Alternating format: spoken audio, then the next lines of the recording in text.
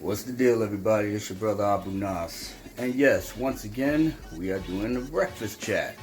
At the very least, a quick video before I get my day started, because I'm going to be doing a lot of running around today.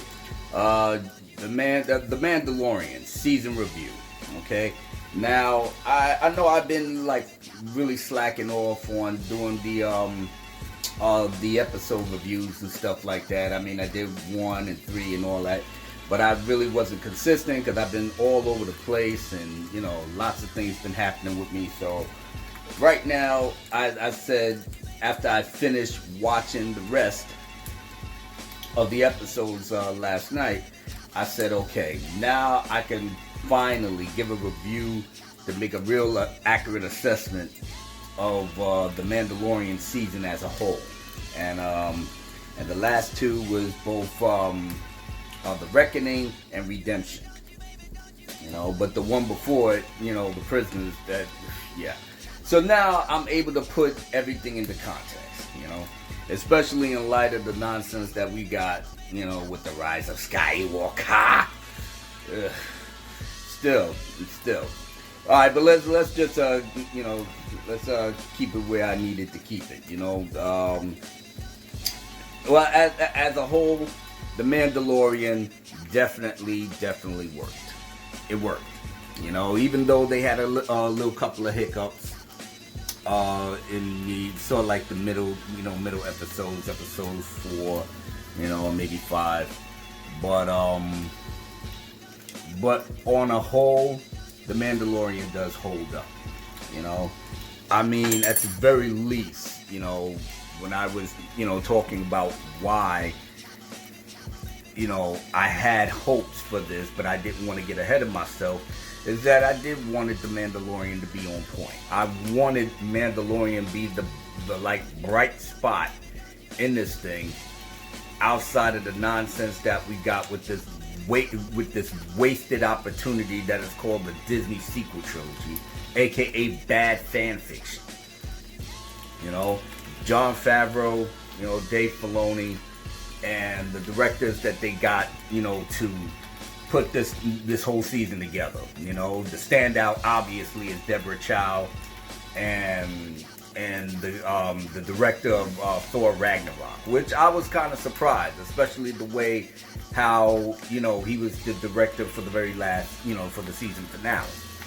And yeah, he brought the heat. He really did good in terms of the story structure and everything else. So I gotta give it to him. I didn't think he was capable of putting it down like that. I mean, gave us humor, gave us suspense, and a sense of danger, foreboding. Like we didn't know how this was gonna end up. So I kind of liked the way he navigated, through that last episode. And Deborah Chow, well, that woman is definitely going places. If anything, she should have been the one to to do one of the episodes of the sequel trilogy. Same thing. Well, I guess same thing with the dude. Because I can't really pronounce his name, Takiki Wakiki or whatever. But he should have been one of those dudes that did one of those movies too. J.J. Abrams and Rian Johnson, between them two, they dropped the ball hard. And we all suffering behind that. But,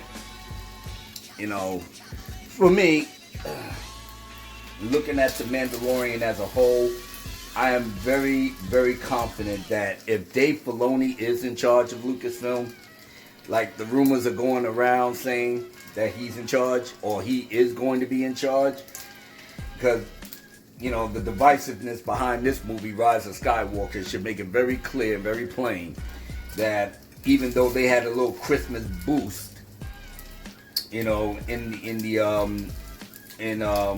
the tickets to watch this nonsense, but that's more the Raylo shippers and the casual fans just trying to prove a point. And plus, there was no competition on that day anyway. But obviously, Cats did not make the cut. And when I saw that, yeah, they definitely didn't make the cut. But at the very least, I'm still hoping that Rise of Skywalker don't make $1 billion, but it's gaining some steam worldwide. I think they already crossed the halfway mark. So I don't know. All I'm saying is that the way that long-term people have finally, the people that was even on the fence has finally, was seeing the light behind this madness, and and of course, the hard-headed ones is still, still clinging to the whatchamacallit, just clinging on the hope that, the Rise of Skywalker was a fast-paced, brilliant, and harkened back to the feel of Star Wars. Y'all having to say to yourself that it harkens back to the feel of Star Wars. That tells me that y'all was really, really not on the fence. Like you wasn't really convinced deep in your heart, But you had to fake the funk, and it's okay, man. Faking the funk is definitely what you kids do nowadays, But for long-time fans like myself, that's been here since '77, listen, man. We already told you this shit was trash from the beginning, and it disrespects the maker's vision and everything else that came along with it. You understand? So you can't convince me no other way, And you got people making tweets right now talking about, okay, well, it's over now. Can you move on with your lives and think of something constructive? I had to retweet something today on Twitter behind this nonsense. Can you, find other creative and positive ways to move on with your life and make believe these things don't exist if you don't really like it? I'm like, well, I'm already doing that. That's not even an issue. Well, why can't you use positive reinforcements? I could do that. I could do that too, But it ain't got nothing to do with me telling you the truth. Ain't got nothing to do. I moved on.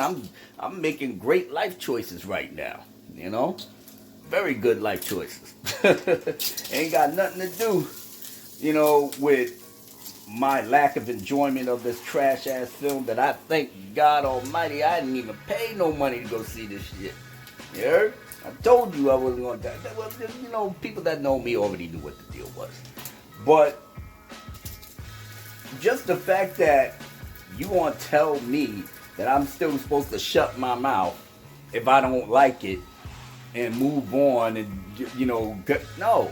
Because I can still do everything in that tweet that she made. I can do this chick. And she called herself a prequel fan at that. Knowing damn well that if you're a prequel fan and you loved everything that George Lucas put together for episodes 1, 2, and 3, you should be fucking pissed off beyond all knowledge behind what they did in Rise of Skywalker. You heard? So the fact that you rolling with these assholes told me that your shit was suspect from the beginning. But like I said, it's not my business to judge. You do you, I'ma do me. And like I said, I could move on with my life and enjoy everything else, but guess what? I'm still enjoying trash and dragging this shit into the dirt. You heard? I ain't got no problem doing that. Why? Because it's a drop in the bucket for me. It seriously is, And like I said, anybody else, I tell within the sound of my voice, man, don't give no leeway to this trash movie. You heard? You spread the truth. You let them know exactly what it is. If your sensibilities can't stand it, if you can't take it, then that's not my problem. But the truth is the truth. The behind the scenes drama and all the other bullshit that was going on, that's got to get said.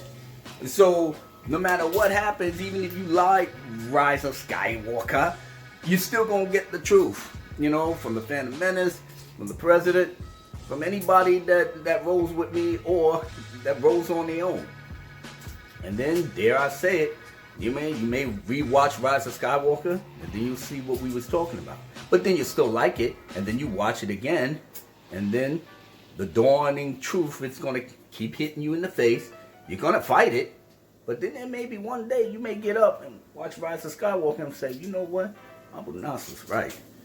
Abu Nas was absolutely right. This shit was a piece of trash. I'm out of here. Throw this shit in garbage. Yeah, man. One of these days it's gonna hit you. It's gonna hit you harder than a brick. It's gonna hit you harder than a Mack truck. You understand? And I'm hoping I'm there to see it. And then you may, get on the horn, Twitter, come by my channel, and be like, yo, Abu Nas, man. was on point with that shit. It took me a minute, man, to get my shit together, but I'm here, brother. Yeah. God bless, man. Congratulations, you know?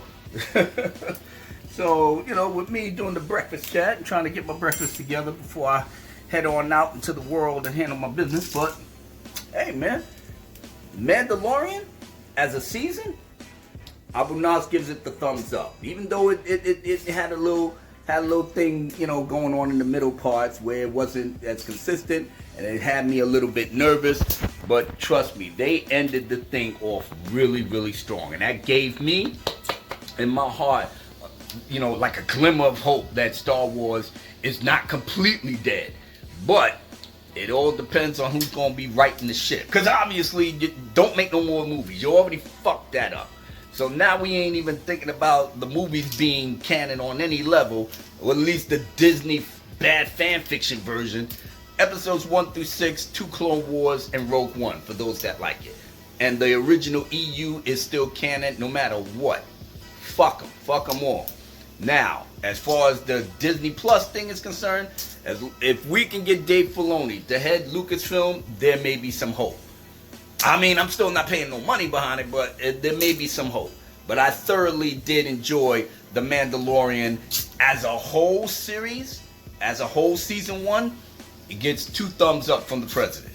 And dare I say it, if we could have Dave Filoni in charge, if we could have Deborah Chow still directing episodes, but she got a hand in on the Obi-Wan thing, so especially as I'm seeing her work here, I got a little bit of hope.